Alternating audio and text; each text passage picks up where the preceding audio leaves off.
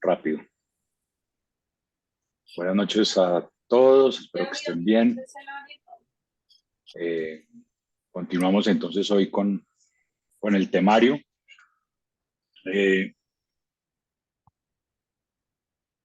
La vez pasada hablamos sobre sobre los elementos de la gestión emocional, tocamos sobre los hábitos de los seres humanos que gestionan efectivamente sus emociones. Ese tema lo, pues lo vimos completamente. Y quería entrar hoy a hablar un poco sobre qué limita al Homo sapiens, qué limita al ser humano. El tren que se denomina Homo sapiens, que somos nosotros, ¿no? No lo detiene, o por lo menos hasta ahora nada ni nadie lo ha parado.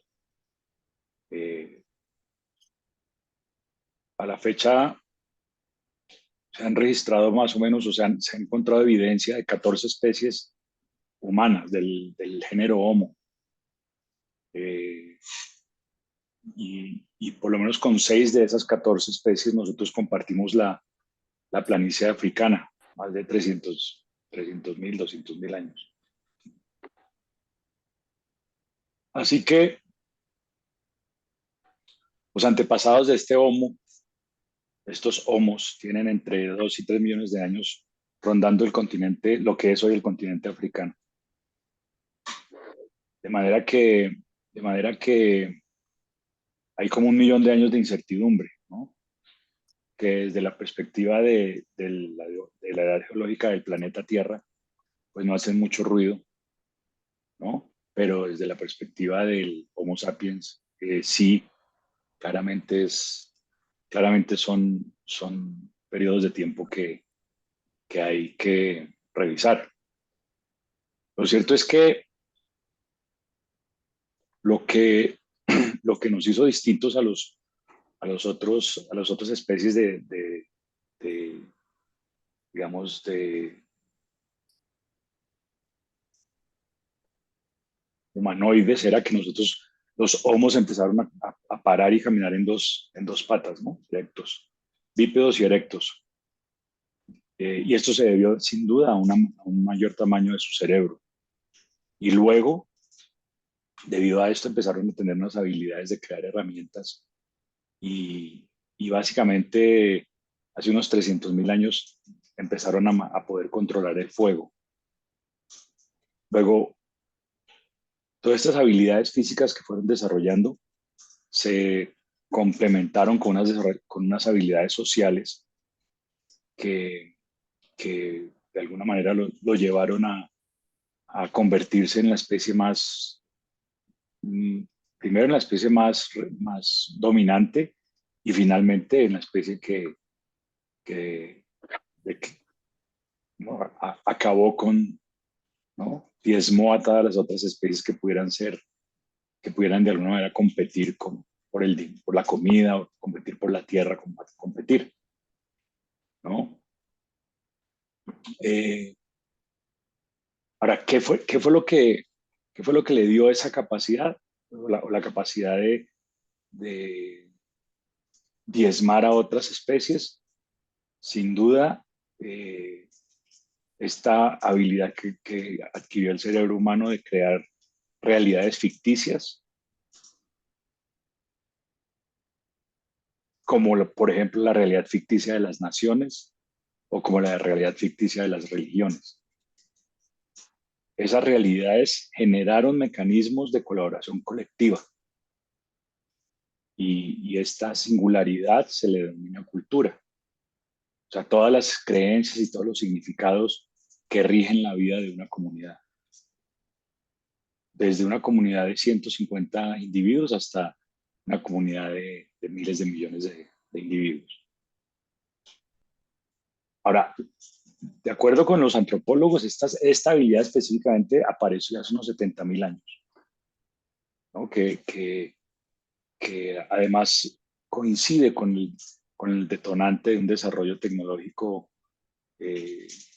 pues no visto hasta ese momento, ¿no? hasta hace 70.000 años empezó de alguna manera el Homo sapiens a desarrollar herramientas, desarrollo tecnológico incipiente, pero herramientas que le permitieron ir conquistando esa selva, ir conquistando esa, esos ecosistemas, ir conquistando eh, de una manera implacable eh, todos los, todos los rincones del planeta.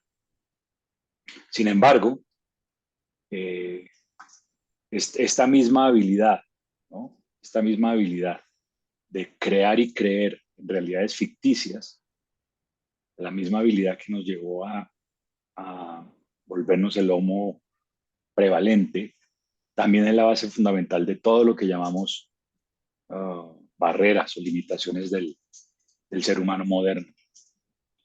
De tal suerte que proponemos que el ser humano moderno tiene cuatro barreras. Cuatro barreras. La primera barrera son sus pensamientos. De alguna manera la mente nos hace pensar que hay barreras físicas entre nosotros y las metas que nos proponemos y los propósitos que nos ponemos. En realidad, las únicas barreras que tenemos los seres humanos para lograr las metas es declarar posible lo que nuestra mente nos dice que es imposible. Establecer relaciones que nuestra mente nos dice que son peligrosas o, o poner en palabras pensamientos que no son socialmente aceptados o apropiados. Esa es la verdadera barrera. Volver posible lo que mi mente me dice que es imposible. Establecer relaciones que mi mente me dice que son peligrosas socialmente. O poner en palabras pensamientos que la manada no va a aceptar o va a considerar que no son apropiados. Y en ese orden de ideas de los pensamientos, pues obviamente tenemos dos pensamientos, dos calificaciones de los pensamientos, o dos clases de pensamientos. Los pensamientos visibles, ¿no? El diálogo interno del cual somos conscientes, el diálogo interno que nosotros nos escuchamos diciendo, eh, es el diálogo que evaluamos, el diálogo con el que decimos estar de acuerdo, y en realidad ese diálogo no es otra cosa que una racionalización de la experiencia del pasado y la manera como nuestra mente nos sostiene en el camino de la vida que igual va a suceder. Es decir, que ese diálogo lo construye la mente para mantenernos en el statu quo de lo que el cerebro considera que es posible. Y por supuesto, todos los pensamientos invisibles, creencias limitantes, creencias invisibles, diría, conclusiones que sacamos en la formación de nuestra personalidad, conclusiones cuyo único propósito era evitar el dolor emocional, desinflar o disminuir la culpa que sentíamos de los momentos de dolor o peligro y sobre todo dolor y peligro para nuestros cuidadores, que se convirtieron en verdad y se convirtieron en verdad para protegerlos a ellos y además para permitirnos ser aceptados por una familia, por una sociedad en que toda expresión de dolor era vista como un signo de debilidad y nos ponía a riesgo de no ser aceptados por la manada. Entiéndase como manada de la familia o la sociedad o la congregación o lo que fuere.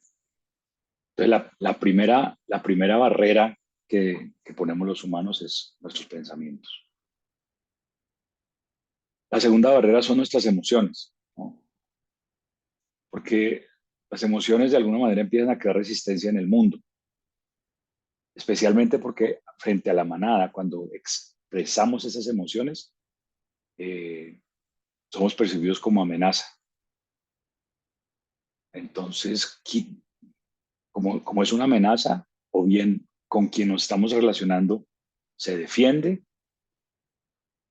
se defiende y entramos en una lucha de poderes, o lo ven como un signo de debilidad y nos ataca, ¿no? Entonces, lo que en últimas causa la emoción o la emocionalidad es una necesidad de estarse defendiendo. Cuando estamos siendo atacados para el cerebro, la sobrevivencia se convierte en la prioridad. Y como hemos dicho antes, de alguna manera, el órgano cerebro necesita enemigos para justificar su existencia. Entonces, fíjate cómo la emocionalidad se convierte ciertamente en un generador de enemigos, bien sea porque la emoción me hace ver como una amenaza ante otros y entonces van a entrar a ponerse a defender o se van a defender y entonces el cerebro tiene que ver cómo si se impone a esos que se están defendiendo o lo ve como una amenaza y entonces me tengo que defender para que no me, pues para evadir el ataque.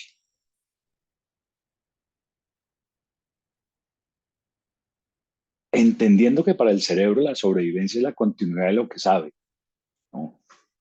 La continuidad de lo que sabe. El futuro predecible es la única opción que queda cuando el cerebro maneja en automático. Es ciertamente lo que hemos estado mirando hasta ahora. La tercera barrera que traigo hoy es las acciones, porque esta habilidad del cerebro de alguna manera filtrar y definir lo que resalta, ¿no? Lo que vemos, ¿no? Lo hemos hablado sobre la ceguera causada por la no distinción entre el evento y la interpretación. Esa ceguera es la herramienta que el cerebro utiliza para que solo veamos posible lo que el cerebro ve posible, o para que solo veamos lo que el cerebro quiere que veamos. Y eso se manifiesta especialmente en nuestras acciones, porque las únicas acciones disponibles son las que el cerebro considera viables, válidas, razonables. Y el cerebro las considera así únicamente porque el pasado las confirma como seguras. Y de nuevo, como el pasado las confirma como seguras, el cerebro las considera válidas. Cuando tomamos esas acciones, terminamos transitando el camino de la vida predecible. Y por último, la cuarta barrera limitante del ser humano son las relaciones.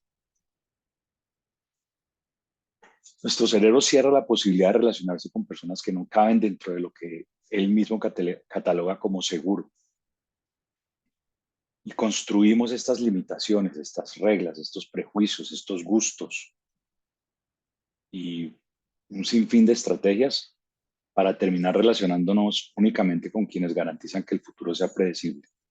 Nuestro cerebro nos limita a con quién nos relacionamos. Y dentro de esta estrategia, pues, hemos hablado de los círculos de relación en los cuales el ser humano se mueve, dependiendo de lo comprometido que esté con crear ese futuro predecible. Hemos hablado del círculo 1 como las relaciones familiares, las más cercanas, la familia, las amistades cercanas. Es el círculo en donde más fácil resulta moverse, pero más fácil de romper por la facilidad que tiene el cerebro de crear esas situaciones de dolor, en el entendido que esas relaciones soportan todo. Y por supuesto, cuando eso no resulta cierto, las relaciones se rompen. El círculo 2 que llamamos relaciones profesionales y laborales, donde hablamos de relaciones establecidas únicamente con fines comerciales o, o sí, comerciales. En este círculo somos muy cuidadosos, en este círculo lo hicimos muy bien, rara vez estallamos, eh, y a menos que ya no sean de provecho o prime el interés comercial sobre la relación, eh, pueden algunas de estas personas migrar al círculo 1, pero usualmente migran es al círculo 3 hasta que lo requerimos nuevamente. El círculo 3 lo catalogamos como las relaciones que se han roto o suspendido. Todas esas relaciones que hemos roto por situaciones de dolor, eh, o sea, todas esas relaciones se han roto porque tenemos una interpretación que lo justifica, ¿no? Y no, el cerebro no las ve necesarias, y no las ve necesarias especialmente o porque rompieron con alguna regla que nos mantenía en el statu quo, en el camino de la vida predecible, o porque efectivamente resultaron ser una amenaza, ¿no? Amenaza real. Eh, como lo hemos anotado, y muchas veces las personas que están en el círculo 3 ni siquiera están conscientes de que están en el círculo 3. Y nosotros a veces estamos en ese círculo de otras personas y ni siquiera estamos conscientes de que estamos aquí, de que estamos allí. Y el círculo 4 es el resto de los seres humanos del planeta. Seres humanos que ni siquiera miramos, que no somos ni siquiera conscientes de que existen. Eh, las distancias emocionales y las distancias físicas suelen poner a esas personas por fuera de nuestro círculo de influencia. Ahora, entendiendo que estas 4 barreras son imaginarias, una de las funciones principales del coach es presentárselo al coachee, entender que la mayoría de los diálogos limitantes del coachee, cuando se está lanzando por metas que no está creando, está en una de estas 4 barreras. Y por supuesto nuestra función es apoyarlo a encontrar una perspectiva que le permita romper con estas barreras, que insisto, son imaginarias, no son reales. No es que físicamente alguien esté ahí deteniendo al coach para que logre sus metas. Es su mente que le tiene, es su mente que lo tiene de alguna manera enrolado en que esto no es posible trascender lo que, no es posible trascender lo que la misma barrera propone o plantea. Esas serían entonces las barreras del ser humano desde la perspectiva contextual. No sé si tengan alguna pregunta o requieran alguna aclaración al respecto.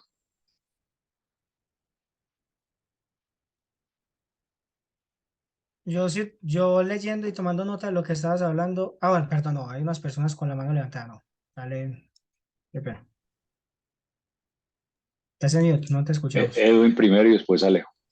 Vale, dale. Gracias, gracias Jaime, César, muchas gracias.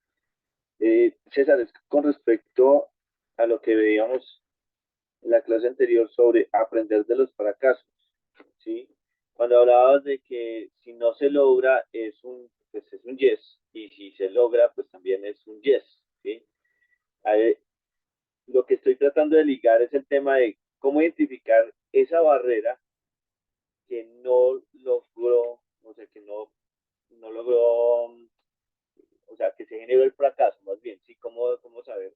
Ah, es que fue porque de pronto las relaciones que tienen o la relación que trató de generar no fue la que se esperaba y por eso es que no logró no tuvo ese logro, ¿sí? Entonces fracasó. Pero ¿cómo identificar esa barrera? Ahí es donde, o qué preguntas es donde lo que uno debe hacer para poder identificar como esa interpretación, lo que hemos hablado del evento y la interpretación del evento, siempre va a ser una de esas barreras que se va a presentar. Pues a ver, el, el, el fracaso, como lo definimos nosotros, es un resultado que no se alinea con lo que hemos declarado. Es un resultado que no se alinea con lo que hemos declarado, pero finalmente es un resultado. Ahora, ese resultado, si le quitamos el título de fracaso, si le quitamos lo negativo, lo positivo, el juicio, ese resultado es una manifestación de una creencia. Ahora, ¿cuál es la estrategia que está usando esa creencia para para tener la razón y generar ese resultado? Pues la estrategia que que está generando la creencia para tener la razón y generar ese resultado, que insisto, lo interpretamos como fracaso porque no cuadra con lo que estamos declarando. Entonces, yo como coach necesito o tengo la posibilidad de explorar con mi coachee cuál es la barrera que lo está limitando, ¿no? Y puede ser incluso una conjunción de las cuatro, ¿no? Puede ser una conjunción de las cuatro. Un pensamiento que me lleva a una emoción, que me lleva a una acción, que me lleva a una relación, o que me lleva a una relación con la cual estoy tomando o no tomando unas acciones. Lo cierto es que esas cuatro barreras no son, no son, no son una talanquera física que impida que el ser humano avance hacia esa meta, hacia ese propósito, hacia el propósito que declara. Entonces, esa exploración de cuáles, de qué maneras se están presentando en la existencia del coaching, las barreras, pues es un trabajo que hacemos o que debemos hacer nosotros como coaches, simplemente explorando junto con la persona y buscando, por lo menos teniendo plantilla, como plantilla, el saber que en estos cuatro aspectos están todas las barreras o están de una manera circunscritas todas las barreras. Pero no hay una fórmula, ¿no? No es como A más B igual a C, ¿no? Eh, y ojo porque pues ese es siempre el trabajo del cerebro, buscar el camino de donde consumimos menor energía, ¿no? Eh, el, el camino fácil no es que sea fácil por fácil, es porque es el camino donde menor energía consumimos. Esta semana estuve en una formación en España y hay un antropólogo ahí y decía, me hizo una invitación para considerar bien interesante, y es que detrás detrás de la conversación de tener la razón del cerebro, digamos, hay un comportamiento automático eh, reptiliano de consumir la menor cantidad de energía posible, ¿no? Entonces, yo puedo darme cuenta en mi diálogo con mi coachee en dónde se está presentando el, el, digamos, el compromiso a no ir más allá. El compromiso a no ir más allá puede estar basado enteramente en el pensamiento del coachee o puede ser que su pensamiento lo está llevando a tener una emoción que no puede, no, como lo vimos, está teniendo una interpretación que lo está llevando a tener una emoción que no encuentra la manera de girar, o puede ser que está tomando una acción una acción cómoda, una acción que no lo incomoda, o que basado en resultados pues no lo está incomodando lo suficiente para que logre el resultado, o puede estar simplemente circunscrito a crear unas relaciones que lo mantengan en el camino del menor esfuerzo. Creo que es uno de los trabajos que como coaches, pues es así nos toca hacerlo, ¿no? O sea, es como, tengo la plantilla, tengo el mapa, no sé cómo, no sé si sea el mapa la palabra, pero tengo las cuatro banderas y lo que requiero es, desde ese diálogo con mi coach y desde observar, insisto, ese resultado que no es el que cuadra, que no es el que declaró, la manifestación, qué creencias se está manifestando en ese resultado y cuáles son las estrategias que está utilizando para llegar a ese resultado. Y luego se los puedo pues poner al coach al frente, porque al final la decisión de tomar un camino distinto es del coach, no es mía, ¿no? Yo no hago otra cosa que ponérselo al frente. Ahora, ojo con sobresimplificar esto. Esto no es como que se las pongo al frente y entonces ya el coach va a tomar las acciones y ya va a lograr los resultados, ¿no? Es un proceso y requiere pues, identificar los hábitos, identificar las estrategias irlas cambiando, poner mecanismos, poner puntos de medición para ver si estoy cambiando la estrategia o si me mantengo en el mismo camino, o sea, me mantengo en la misma estrategia. Y ese creo que es el trabajo más operativo que hace el coach, perdón, que hace el coach. De alguna manera lo que busco con esto es darte como la perspectiva general y luego tú en el día a día, ¿no? En el campo de batalla, pues tendrás que mirar con con esta perspectiva general, podrás mirar de qué manera puedes apoyar al coachee a, a lograr a lograr la meta, ¿no?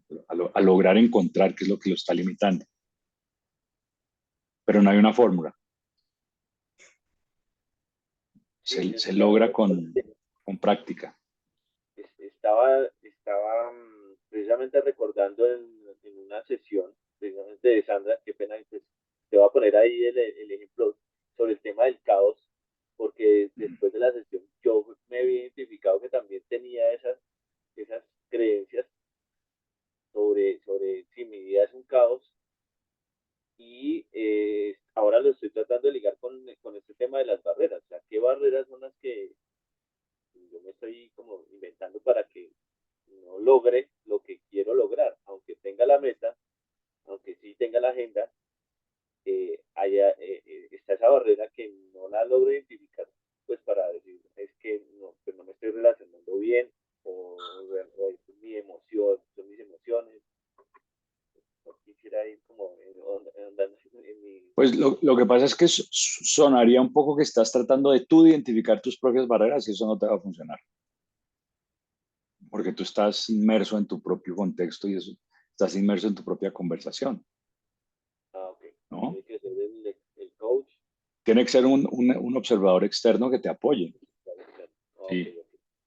Y no, yo no, porque yo estoy inmerso en mi atmósfera, ¿no? Yo estoy metido ahí, yo pienso que como las cosas son como yo las veo, ¿no? Eh, a veces el resultado me está gritando que no es como yo lo veo y entonces eh, pues yo lo que propone el coaching contextual es que necesitas un agente externo que te apoye a mirar lo que no estás viendo, dado que estás, lo que dices, ¿no? Repitiendo los patrones de comportamiento, repitiendo las acciones y de alguna manera en el círculo, metido en ese círculo vicioso. Necesitas un observador externo que te apoye a mirar cuál es la estrategia de sabotaje, pero tú solo, no, muy difícil que tú lo descubras por ti mismo para ti. Ok, ok. Entendí. Dale. Alejo, tenías una pregunta. Sí, hola, buenas noches a todos. Día de trabajo, entonces ahí estaba comiéndome algo. Em, sí, dos cosas. La primera es, estoy de acuerdo contigo. Hay una expresión que es, no es lo mismo el mapa que el territorio. Yo en un mapa yo puedo ver un río, pero otra cosa es ir al territorio, irme a meterme el río y mojarme allá los pantalones, ¿no? Puedo ver la montaña en un mapa, pero otra cosa es ir al territorio y hacerlo. Entonces, un mapa sí nos puede dar una guía de alguna manera como coaches, pero realmente la exploración ocurre a partir de la práctica de probar muchas cosas, pero ya con el coaching metido en el territorio, ¿no? Entonces, de acuerdo contigo en eso y muy valioso, porque eso le da a uno la oportunidad de no verlo como la verdad y no buscar una fórmula en particular, sino simplemente nosotros estar abiertos a una posibilidad, que es lo que proponemos que el coaching también esté, abrirse a una posibilidad. Entonces eso nos da a nosotros una idea. Obviamente tenemos el conocimiento del mapa, pero pues el territorio es otra cosa. Em, y lo segundo es, volviéndome al tema de la distinción víctima-fuente, cuando mencionas el tema físico, o sea, que no es una barrera física, para ser un poco más precisos y a ver si me lo puedes aclarar, es si lo miramos desde el Homo sapiens y todo esto por allá, los recolectores, pues obviamente no tenemos la habilidad de ganarle un tigre físicamente hablando, no tenemos la habilidad de volar, pero hemos construido a partir de eso que tú mencionas culturalmente, que dentro de esas herramientas también estuvo la comunicación para generar acuerdos y que el Homo sapiens evolucionó mucho más rápido en esos acuerdos y le permitió poder conquistar los demás territorios y los otros Homo. Em, cuando te refieres a físicos y ya los miramos en el día de hoy, es por ejemplo, y tiene que ver con el tema de víctima fuente, porque hasta dónde llega ese punto, y creo que muchas veces lo mencionabas en las academias, o sea, el caso de una violación, un secuestro, que le pongan a uno un arma en la cabeza que físicamente, literal, a uno lo están limitando. Entonces, porque hoy en día, eh, sí, lamentablemente es un juicio de valor ahí, pero lamentablemente se ven muchas más de este tipo de, de sucesiones que le han ocurrido a las personas y aparecen en las sesiones de coaching, que vienen de ahí muchos temas en los cuales les han imposibilitado, privado la posibilidad de lograr algún resultado. El mismo maltrato físico en un hogar, padres, parejas, etcétera. ¿Cómo puede uno trasladar eso que en algún momento de pronto sí fue físico, en el cual hay una víctima, para apoyar a una persona a salir de ahí y trasladarlo hacia una de estas cuatro barreras, que sea o mental o emocional o conductual o relacional? Es como tratando de llevar esto a la práctica en casos que hoy en día son mucho más frecuentes de lo que uno cree, ¿no? Esa es como por ahí mi pregunta. Bueno, eh, voy a, voy a, voy a hacer un comentario sobre lo que hablas del mapa y el territorio. Y luego miramos un poco la pregunta que haces. Yo pienso que uno de cuando hablamos del coaching contextual, estamos hablando de una herramienta para apoyar al coach a encontrar el mapa del territorio, porque en realidad lo que sucede es que tu cerebro construye un mapa, pinta un mapa, pero ese mapa no cuadra con el territorio. Entonces, es como que de alguna manera cuando estamos en sobrevivencia, o diría cuando entramos en esos procesos de fracaso, el resultado no cuadra con lo que yo digo, que quiero que ocurra. El problema ahí es que el cerebro me muestra un mapa, me dice que ese es el mapa, pero luego el mapa no cuadra con el territorio. Por eso me pierdo. Por eso me pierdo en el sentido de que no llego al lugar donde iba, ¿no? Estoy manejando por Bogotá con el mapa de las calles de Medellín, más perdido que el hijo del Limber. Entonces, creo que una de nuestras funciones como coach es apoyar a la persona a desarrollar o encontrar el mapa del territorio. Y ahí, pues, digamos que complementaría lo que dijiste sobre eso. Y todas estas preguntas y todos esos elementos creo que tienen como finalidad, pues eso, apoyar al coach a, a apoyar al coachee a crear un mapa del territorio, porque no lo tienen. Lo tiene solamente en aquellos aspectos en donde está generando el resultado declarado. Y eso, porque si el resultado declarado es predecible, pues ni siquiera necesariamente estamos hablando del mapa más grande posible o del mapa del juego más grande posible. Eh, Ahora, lo otro es que lo de la víctima es lo siguiente, mira,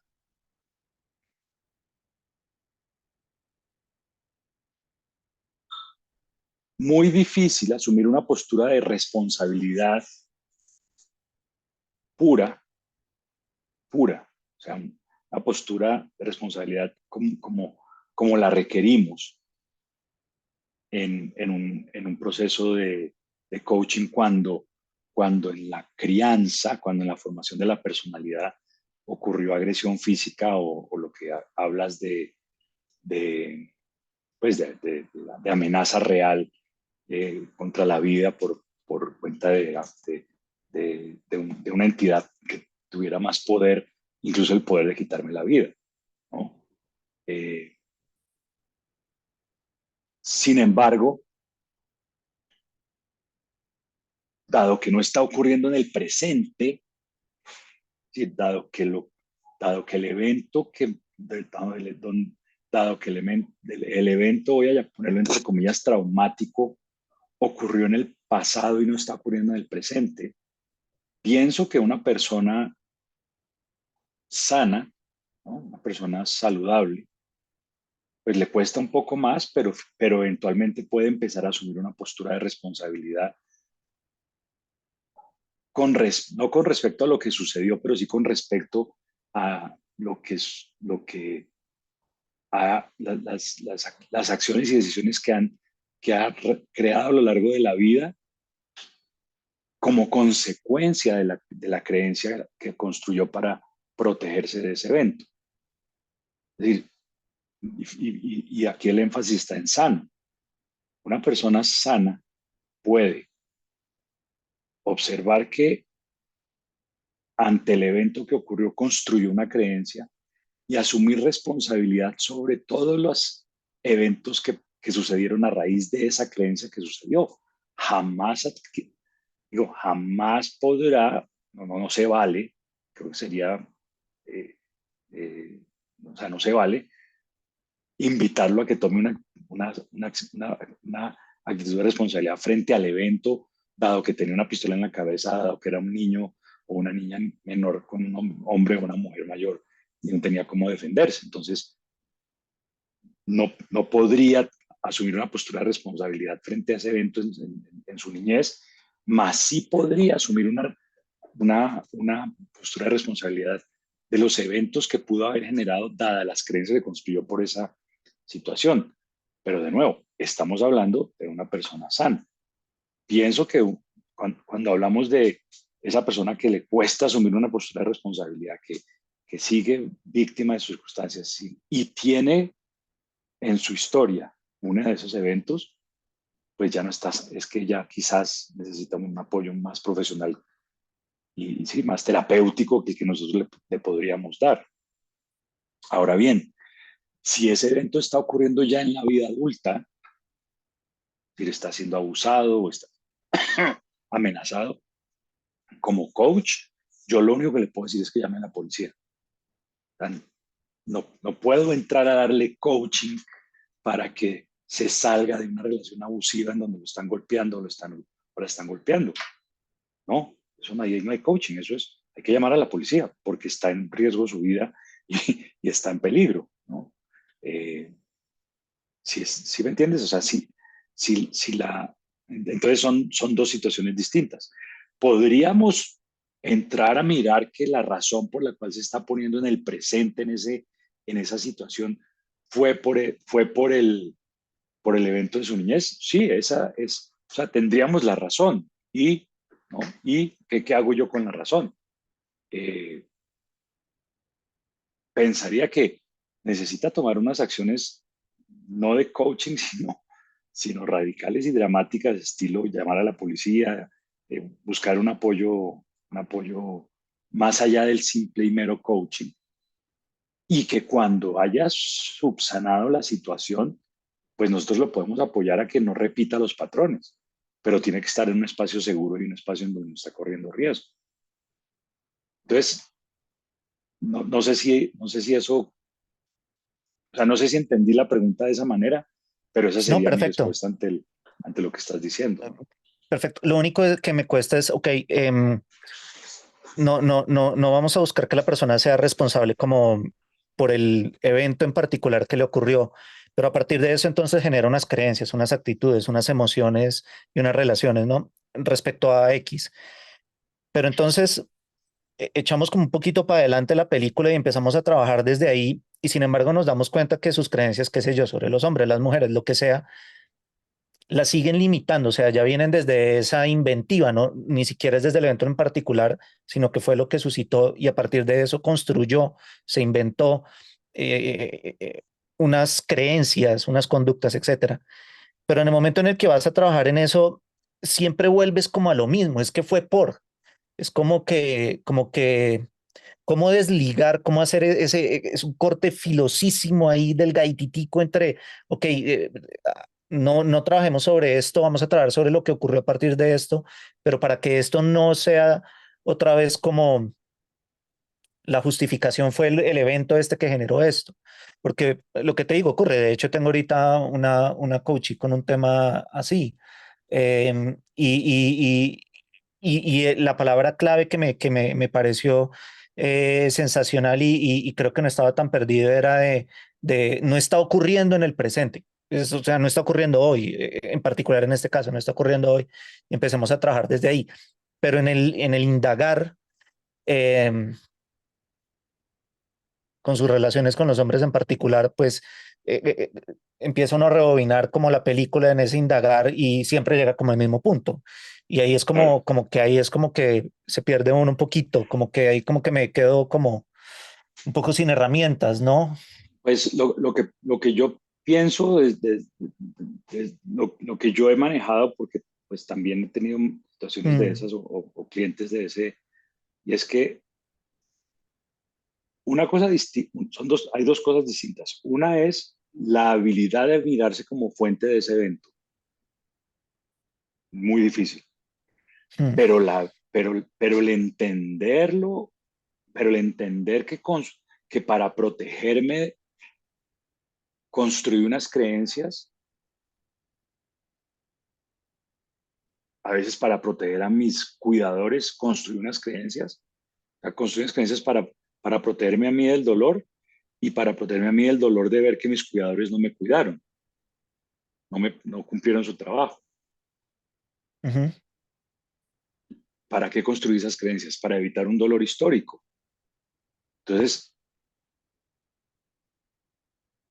no asumir una postura de responsabilidad no me evita trabajar con el dolor histórico. Yo el dolor histórico lo trabajaría del evento en sí, de lo que construyó acerca de sí misma, de los hombres, de las mujeres, de su valor como ser humano, por el evento. Ahora, no desde una postura de yo soy la fuente, sino de una postura de la única manera como pudo haber sobrevivido el dolor fue construyendo unas creencias que justificaran lo que ocurrió. Esas creencias se están viendo reflejadas o se están manifestando en los resultados a lo largo de la vida. Pero el dolor histórico sí se puede visitar. Y de hecho, te diría, mientras no visites el dolor histórico, la creencia que construyó en ese momento sigue siendo la verdad. Entonces, yo he trabajado con el dolor histórico de estas personas, ¿no? El dolor histórico, el reclamo a los cuidadores por no haberlos cuidado, el dolor de la niña o del niño cuando ocurrieron los eventos y simplemente el visitar ese dolor y atravesarlo le resta, digamos, lo que hablamos del poder de la creencia y le permite entonces en el presente empezar a tomar acciones y a crear relaciones no tan controlado por la creencia que construyó. Mira que lo que he trabajado, digamos, desde ahí o en lo que vamos en ese proceso ha sido más como responder a la pregunta es qué he obtenido a partir de construir esas creencias a partir de eso. Y es como en lo que vamos hasta ahora. Porque honestamente es como que me caga, perdón, me asusta un poco el tema de ir a visitar ese dolor y, o sea, no sé si hasta allá lleguemos en ese sentido, pero no lo había abordado desde ahí, como el tema de pues, de las personas que la cuidan, todo ese tipo de cosas. Pues La lo ha que llevado pasa es más a que, enfocarse en ella, que ha obtenido ella a partir de construir esas creencias de ese evento. pues, pero eso es una evaluación conceptual un poco, ¿no? Es más conceptual. Eh, Ujú, por supuesto con estos clientes que no son, ¿no? Coaches que no te contrataron a ti, sino que la empresa los puso, pues se requiere crear un permiso muy profundo para visitar esto. Pero yo ujú. pensaría que si la persona está realmente, Sí, eh, de hecho estamos en sesiones ya por fuera incluso de lo pactado por la empresa. ok, entonces yo lo que haría sería invitarla a tener una sesión específica para manejar el dolor en un horario de ella, en un horario laboral, en un lugar donde ella esté segura y lanzarte. Porque es que mientras el dolor histórico no se experimente, la creencia sigue siendo cierta. Entonces todo lo demás se convierte en un análisis conceptual y pues Sí, que es lo eso le que va a permitir sí, un poco, sí le abre el espectro de posibilidades, pero no de la manera como lo haría si tiene una no, conversación. y que lo entienda, pues de ahí a la práctica es otro tema. O sea, es como que sí, puede llegar a entender, pero ¿cómo se va a ver eso reflejado realmente en la realidad, en sus resultados? Si no hay esa exploración que creo que es vivencial. Muchas gracias. Bien, ¿alguien más? ¿Alguna pregunta?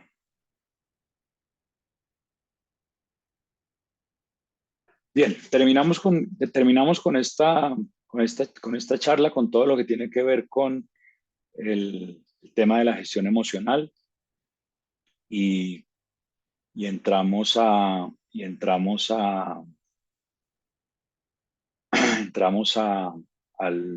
al tema de la reingeniería del éxito. Um,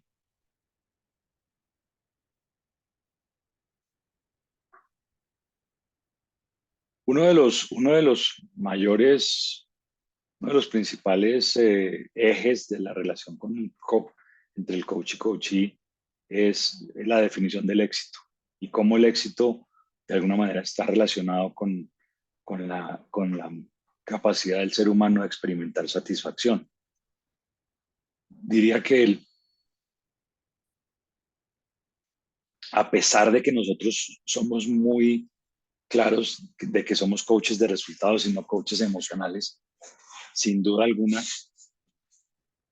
la satisfacción del cliente es fundamental, especialmente a la hora de lanzarse a romper, a salirse del camino de la vida predecible, a salirse de lo que denominamos zona cómoda. Es muy difícil que una persona que no esté empoderada se salga de su zona cómoda, porque requiere energía, requiere poder, requiere estar ¿no? De alguna manera apropiado de mi propio poder. Entonces, si no estoy, eh, si no estoy satisfecho, si no me siento satisfecho conmigo mismo, pues va a ser muy difícil que tome las acciones razonables que se requieren para avanzar hacia la meta que tengo. Pero en mi experiencia, uno de los principales, eh, quitadores de ese poder, de esas satisfacciones, es cómo nos relacionamos los humanos con el éxito. Eh, el éxito en su origen eh, tiene que ver con la consecuencia acertada de una acción y quiere decir salida, quiere decir el éxito es el que lo que propone es que debido a que fui efectivo en las acciones, debido a que fui efectivo en las relaciones, entonces logré llegar a la salida. Y la salida pues el lugar del triunfo, ¿no? Eh,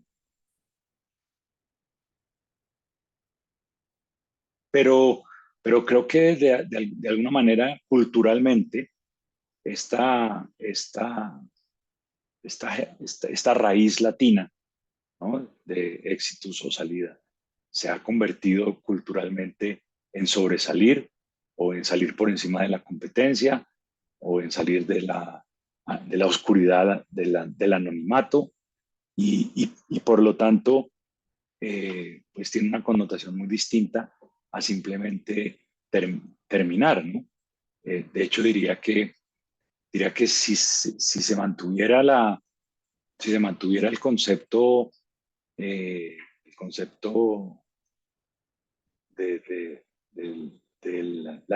la definición en sí de la palabra, pues el éxito simplemente indicaría el culminar cualquier proceso, independientemente del resultado. Pero insisto que entonces viene la cultura y le pone este mote, esta adición de sobresalir o de, o de lograr un resultado. Entonces, en el momento en que nos alejamos de la definición propia de la palabra, pues lo que estamos haciendo es agregándole un componente interpretativo, ¿no? Un componente subjetivo, un componente relativo.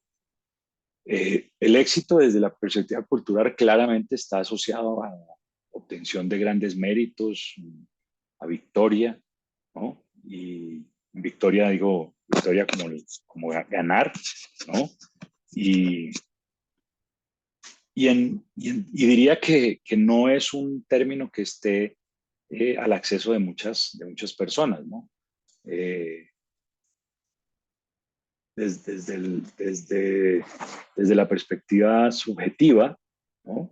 Es que nos proponemos algo y lo logramos, eh, sea mejorar nuestras condiciones laborales o aprobar los exámenes o dejar de fumar o ahorrar dinero para irnos de vacaciones. Si logramos eso, pues tenemos una definición podríamos decir que hemos sido exitosos en esas tareas. Pero definitivamente la sociedad suele establecer una relación directa del éxito con fama, con riqueza material, y entonces es donde este tema del éxito empieza a distorsionarse y a afectar a muchas personas, porque se genera un esquema simplificado de la vida que de alguna manera separa a personas exitosas de personas fracasadas. Y es justamente esta última palabra, ¿no? Fracaso, al ser tomado como opuesto al éxito, la que genera aún más confusión. Culturalmente hemos sido entrenados, hemos sido educados para alcanzar una serie de metas y objetivos que nos permita ser calificados como personas de éxito. Lo que hemos descubierto, lo que proponemos es que el nivel de satisfacción no tiene nada que ver no tiene relación directa con el logro de estos objetivos. Y es ahí, precisamente, donde empiezan los problemas. Me devuelvo a que para romper con mis barreras, salirme de la zona cómoda, expandir mi contexto, crear relaciones efectivas, requiero estar empoderado, requiero sentirme bien conmigo mismo, requiero que mi energía esté disponible. Pero dada esa connotación del éxito y del fracaso como dos puntos extremos y mutuamente, mutuamente excluyentes. Y además, cuando el éxito de alguna manera ha sido definido por la sociedad, ha sido definido por la cultura y no necesariamente definido por mí, pues eh, la insatisfacción llega. Y es muy preocupante cuando la insatisfacción llega a pesar de que he cumplido con los parámetros culturales de lo que significa el éxito. Es ahí, insisto, donde empiezan los problemas, porque entonces el nivel de insatisfacción no solamente está dado porque o sea, empieza a entrar en un bucle de resignación porque logré el checklist de lo que se suponía me hacía exitoso, pero a pesar de que logré ese checklist, no estoy viviendo la experiencia que se supone que haber llegado a este lugar eh, traería. Entonces, pues, bueno, y agregaría a esto el famoso, la conversación que tenemos culturalmente sobre el miedo al éxito, ¿no? Que ocurre usualmente cuando alguien está cerca de alcanzar alguna meta personal y desarrolla una acción consciente o inconsciente que le impide llegar a esa meta objetivo, ¿no?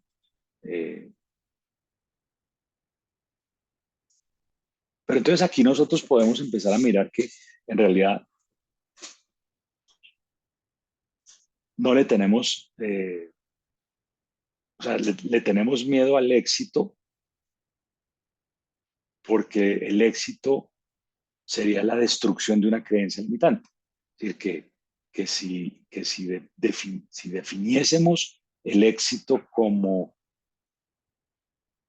desde una perspectiva personal, entonces ese éxito, si se alcanzase, sería la destrucción de una creencia limitante.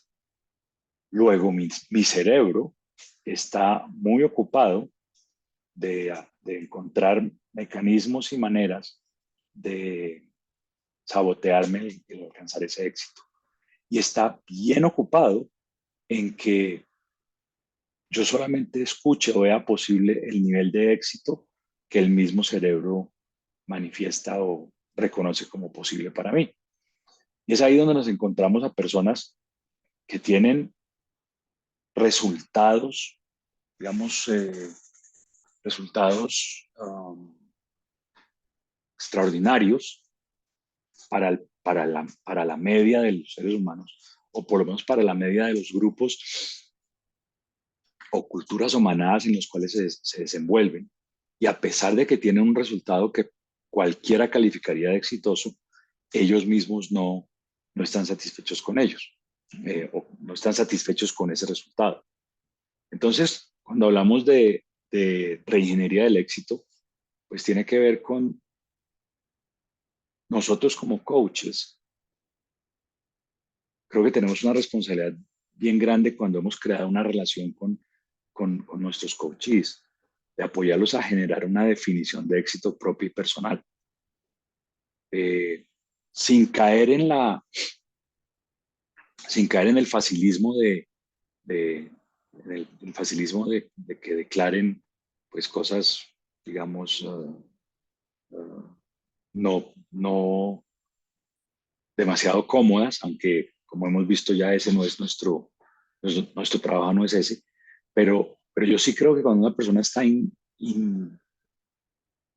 interesada en alcanzar el éxito o alcanzar cierto nivel de éxito, nosotros podemos jugar un papel muy importante en apoyarlo a crear su propia definición de lo que sería el éxito, exonerándolo de la definición cultural de lo que es el éxito. ¿Por qué? Pues primero porque la definición cultural no es propia, no es del coachee. Y segundo porque la experiencia nos muestra que alcanzar ese éxito cultural usualmente no viene acompañado de una sensación de satisfacción personal. Entonces, creo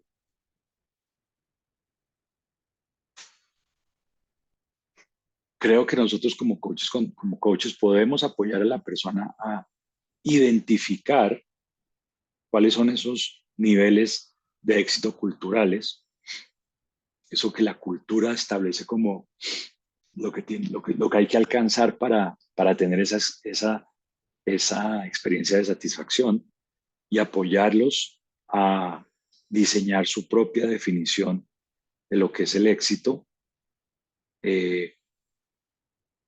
siempre pensando que cuando alcancen esa definición, dado que es propia, pues van a tener un nivel de satisfacción temporal, pero un nivel de satisfacción suficientemente, digamos,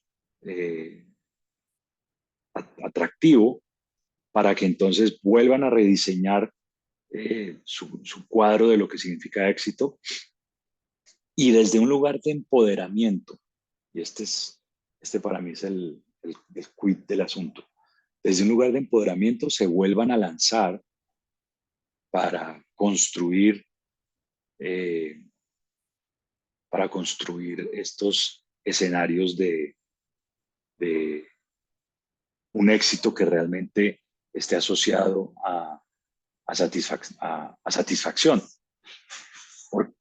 insisto, esto desde la perspectiva de que para que un ser humano se lance a expandir su contexto requiere estar empoderado, requiere estar, sentirse satisfecho y, y desde esa perspectiva, pues todos estos listados heredados o culturales de lo que es el éxito eh, no vienen acompañados necesariamente de ese nivel de satisfacción y es ahí donde creo que como coaches tenemos la posibilidad de apoyar al coach y a diseñar a hacer su propia definición de lo que es el éxito y de manera que cuando lo alcance se sienta satisfecho, desde ahí hacer una nueva definición de lo que es el éxito y lanzarse desde un lugar de poder y así pues construir un mecanismo, un sistema que lo mantenga jugando pues a un juego de expansión de contexto, a un juego de, digamos, lo que llamamos un juego más grande cada vez,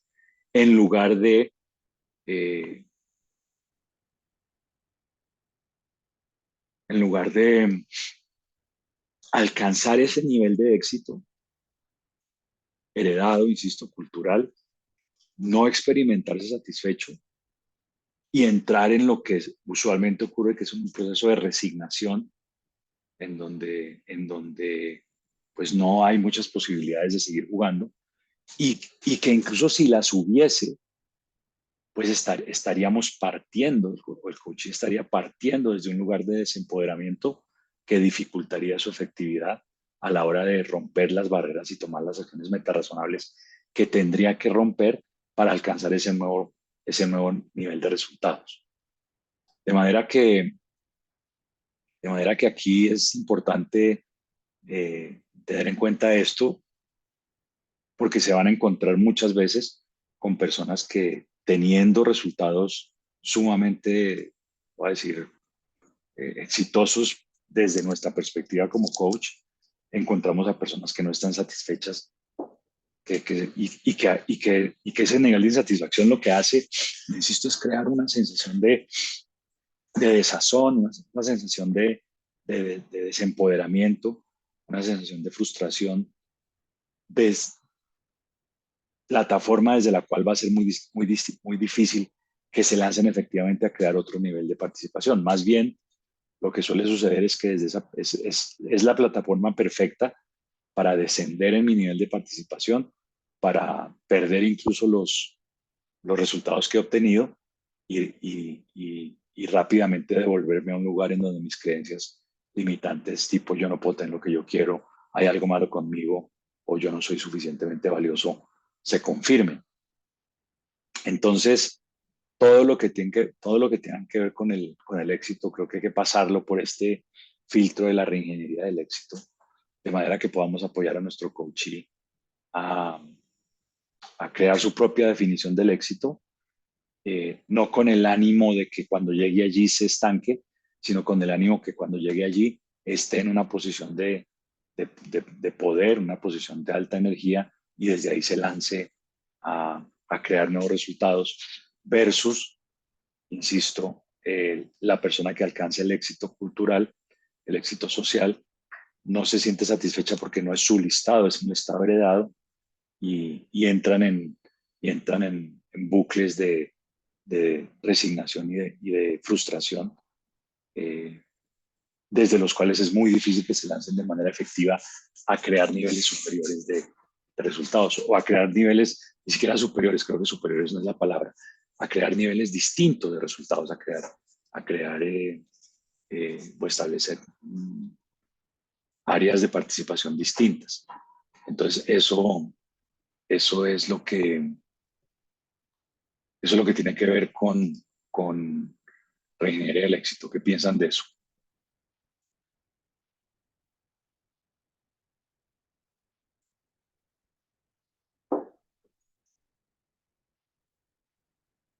Alejo. Sí, este tema del éxito también, hay como un sistema creado y construido en el que vivimos, llámese capitalismo, como qué sé yo, en el que vivimos donde está muy definido ese tema del éxito. En el momento en el que una persona empieza a rediseñar su definición de lo que es el éxito, muchas veces puede llegar a estar en contravía de ese sistema, ¿no? De lo que rige hoy en día la sociedad y el mundo actual. Qué sé yo, sus metas no se vuelven en ganar más plata ni nada de eso, sino es irse a vivir en una montaña y ser yogi o yo qué sé, cosas de esas. Y cómo logramos los seres humanos para sobrevivir en un planeta que ya tiene un sistema establecido con respecto al éxito en muchas cosas. Es como a veces siendo uno solo navegando contra la corriente en muchas situaciones. Yo lo he sentido así en algunas áreas de mi vida, en algunas cosas, no necesariamente en ese nivel que mi ejemplo puede llegar a ser exagerado, pero hay un sistema ya establecido mundialmente de lo que es el éxito y el mundo funciona desde ahí, opera desde ahí. Entonces muchas veces es frustrante el tratar de construir una visión nueva del éxito a partir de vivir en un sistema que ya está como establecido y que no sé si vaya a cambiar y no sé cuántas, y si cambia, cuántas generaciones pasarán para eso. Pues escucho lo que dices. Ahora, aclaro aclaro que lo que tiene que ver desde la perspectiva de lo que yo estoy planteando, planteamos en coaching contextual, no estamos hablando de la persona que no ha alcanzado el éxito y rediseña su definición para encuadrarla a sus posibilidades. Son dos cosas distintas. Una cosa es que yo, sin haber alcanzado un nivel de éxito social de manera estratégica, rediseñe mi definición de éxito y, y encuadre mi definición a los resultados que yo alcanza, a los resultados que estoy creando. Eh, para mí eso es una estrategia de sobrevivencia, ¿no? Es como decir, voy a poner un ejemplo hipotético. Eh, Socialmente, para ser exitoso, tengo que tener 10 millones de dólares. Yo tengo uno y voy y digo, no, es que para mí uno es suficiente para ser exitoso. Eso no es, ese no es el concepto que estamos planteando, o esa no es ese no es el propósito de esta invitación a hacer la reingeniería del éxito, porque puede perfectamente ser un lugar de resignación. Yo estoy hablando de muchas personas que tienen éxito documentado, es decir, tienen evidencia de que tienen éxito. Tienen, en el caso hipotético, los 10 millones de dólares. El problema es que a pesar de que tienen los 10 millones de dólares, no están satisfechos y se sienten frustrados y se sienten tristes y se sienten como que algo falta, ¿no? Entonces, ese lugar de me siento triste, frustrado y algo falta, no es el mejor lugar para lanzarme a producir los siguientes 10 millones.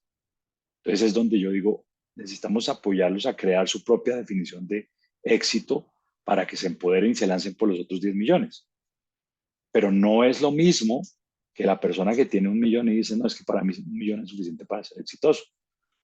Porque quizás, y solo es un quizás, ahí hay una resignación y un juego cómodo y pequeño. Al final cada cual puede diseñarlo, lo que quiera, y lo que tú dices es perfectamente cierto. Ojalá algún día algunos de los parámetros que limitan o definen el éxito pues cambien, pero, pero esto está más enfocado a personas que lo alcanzan, digo, alcanzan lo que socialmente se produce como, se conoce como éxito, y a pesar de que lo tienen, no están, digamos, experimentando una vida satisfactoria. No sé si es la diferencia entre los dos ejemplos.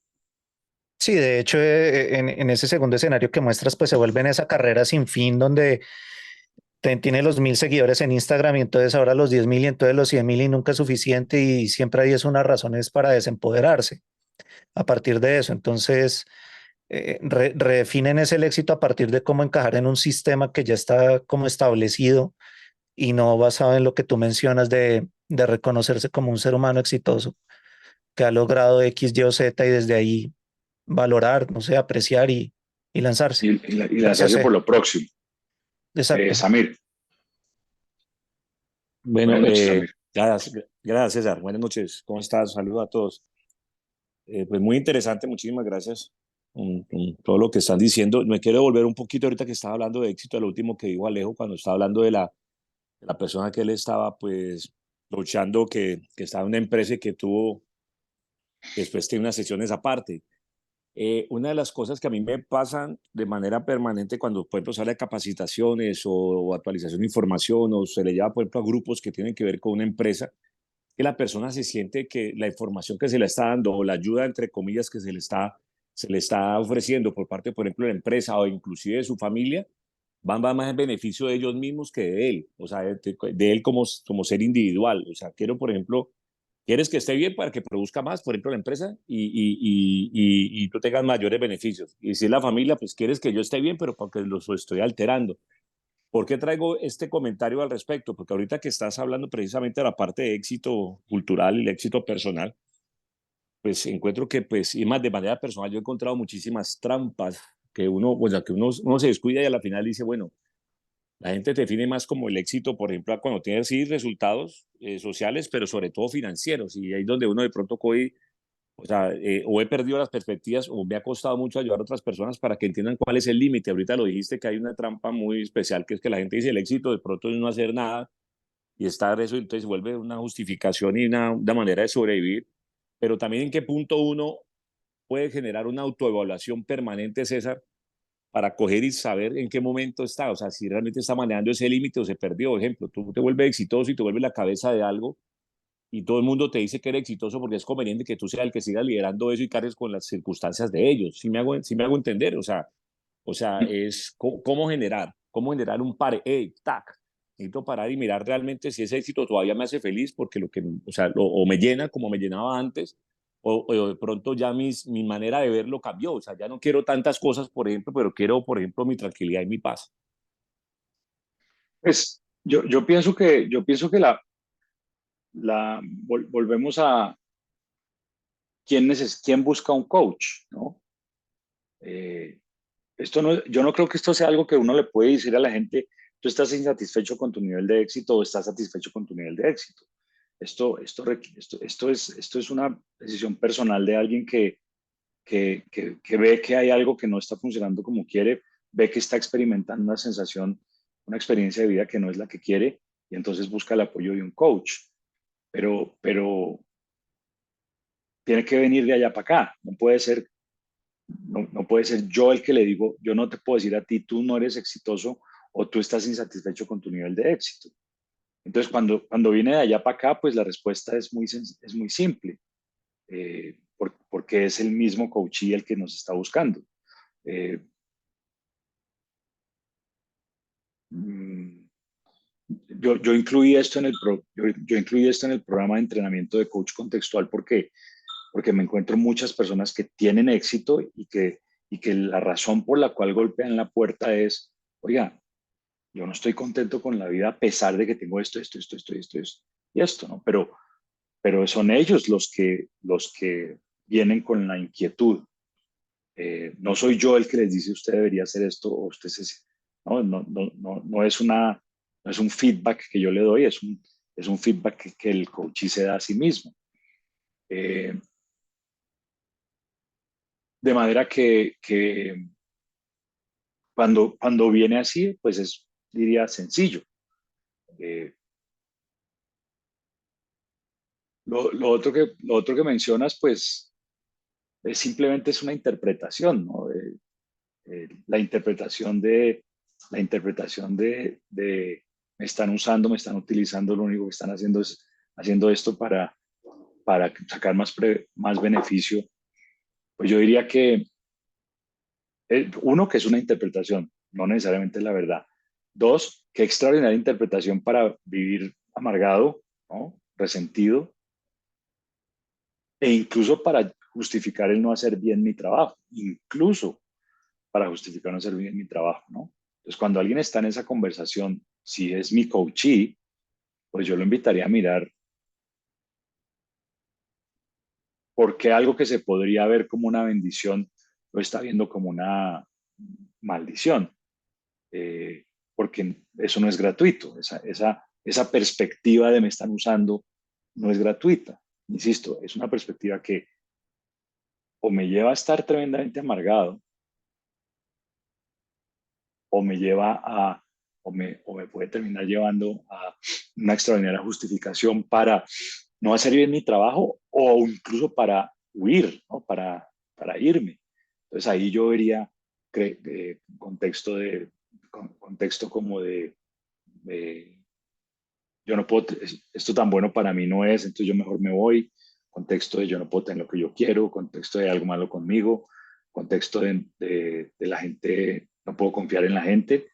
O sea, ahí habría contextualmente muchos temas que manejar si la persona realmente estuviera dispuesta o si la persona realmente fuera, estuviera despierta al hecho de que es un pensamiento que a la larga puede ser pues, digamos que se puede poner en contra de sí mismo, en contra de sus resultados, en contra de su habilidad de crear resultados. ¿Qué piensas, Amir? No, no, no, pues muchas gracias, la verdad, muy claro lo que estás. Es más, y volvemos a todo lo que hemos vivido contigo, por lo menos de manera personal, yo he vivido contigo durante todo este proceso, pero me parece tan interesante. ¿En qué momento de pronto, cuando estás de pronto escuchado hablando con un coach, de pronto te viene y te está mostrando un espejo lo que puede estar pasando contigo? Y es donde uno que tiene que hacer precisamente ese alto y, hey, hello, pack. Y no tiene nada de malo. Tú sabes que yo pedí una sesión contigo, digo, miércoles, este man me está mostrando vainas que pronto me estoy para allá y todo, entonces yo digo, oye, para, además, de hecho decidí hacer un alto, le dije, mira, espérate un momentico, espérate un momentico, que tengo que ver algo que está pasando conmigo y se lo dije claramente y todo, y déjame, y hablamos la otra semana, porque, ¿sí me entiendes? Porque yo creo que es parte precisamente de la ética que tienen que tener uno al respecto, por algunas circunstancias que lógicamente las hablaré contigo, entonces eso, pero estuvo muy claro, o sea, te agradezco muchísimo y creo que fue por una manera personal de gran ayuda, gracias. Vale, Amir. Estefanía. Hola, buenas noches.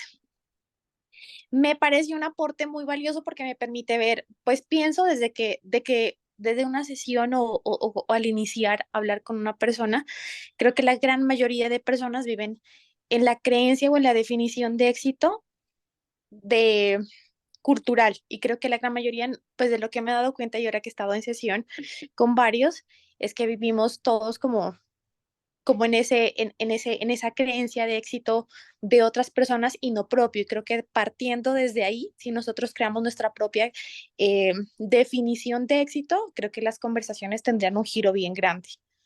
Eso es lo que, o sea, me Sí, parece muy, porque no lo había mirado desde ahí, porque todos nos basamos en la definición de éxito cultural y si empezamos a ver cómo es nuestra definición de éxito y qué es éxito para nosotros, creo que nos empezaríamos a basar en esa definición y a trabajar desde ahí y no desde el éxito de otras personas o la definición de éxito que afuera pues se manifiesta. O sea, entonces me parece realmente un aporte muy grande.